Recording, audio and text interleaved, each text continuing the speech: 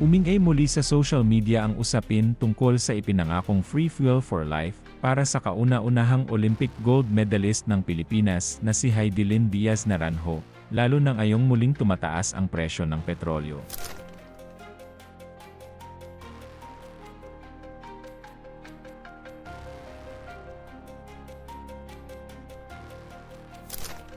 Dahil dito, napilitan ng magsalita ang Phoenix Petroleum Philippines upang sagutin ang batikos at paglilinaw sa kontrobersyang bumabalot sa matagal ng usapin.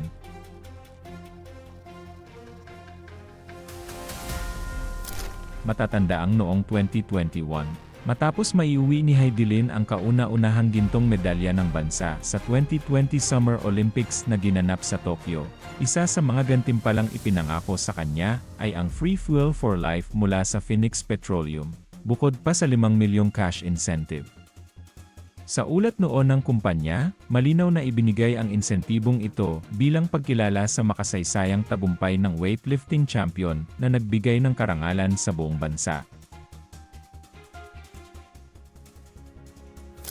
Ngunit makalipas ang ilang taon, muling nabuhay ang isyu matapos mag-viral ang mga meme at komentong nagsasabing tila si Hidilyn ang pinakamaswerteng tao dahil hindi na raw niya kailangang problemahin ang patuloy na pagtaas ng presyo ng gasolina. Marami ang nagbiro na sana raw ay sila na lang ang may lifetime fuel supply.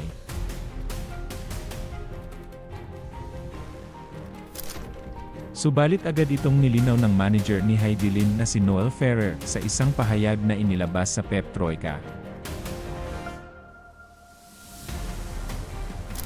Ayon kay Ferrer, 2 taon lamang nakatanggap ng fuel support ang atleta at hindi ito umabot sa panghabang buhay na pangako na unang inihayag. Anya, kung tutuusin ay parang drawing na lamang ang lifetime fuel incentive dahil hindi ito nagpatuloy.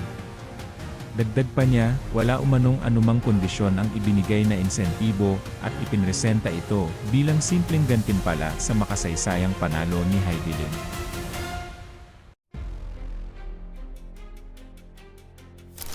Pero ibang bersyon naman ang inilatag ng Phoenix Petroleum sa kanilang opisyal na pahayag. Ayon sa kumpanya, matagal na nilang sinuportahan si Hidilyn bago pa man ito manalo ng ginto. Noong 2019 pa lamang ay tumugon na raw sila sa panawagan ng atleta para sa tulong habang nagsusumikap itong makamit ang pangarap na Olympic gold medal.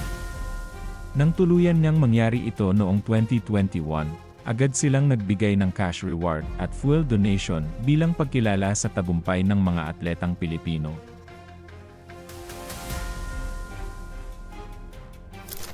Inamin ng Phoenix na 2 taon nga talagang nakatanggap ng fuel donation si Hidilyn, una noong 2021 at pangalawa noong Marso 2022. Ngunit ayon sa kumpanya, nagbago ang sitwasyon nang pumasok umano ang atleta sa kontrata sa ibang petroleum company. Nang hingin daw nila kay Hidilyn na ibahagi online ang pagtanggap niya ng fuel donation, tumanggi ito dahil sa bagong kasunduang pinasok. Pagkatapos nito, umano'y tumigil na rin ang komunikasyon sa pagitan ng dalawang panig.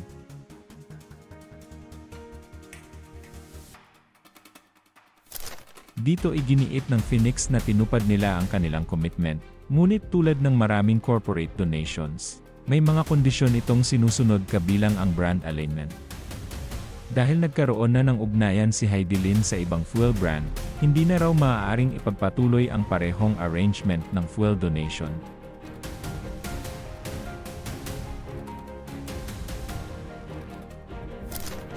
Ipinahayag din ng kumpanya ang pagkadismaya dahil umano'y inilabas agad sa publiko ang issue bago sila direktang makontak para sa paglilinaw.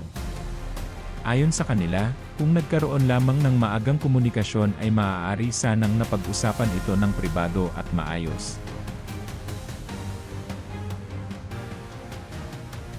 Sa kabila ng kontrobersya, nananatili raw ang respeto ng Phoenix Petroleum kay Hidilyn at sa lahat ng atletang Pilipino.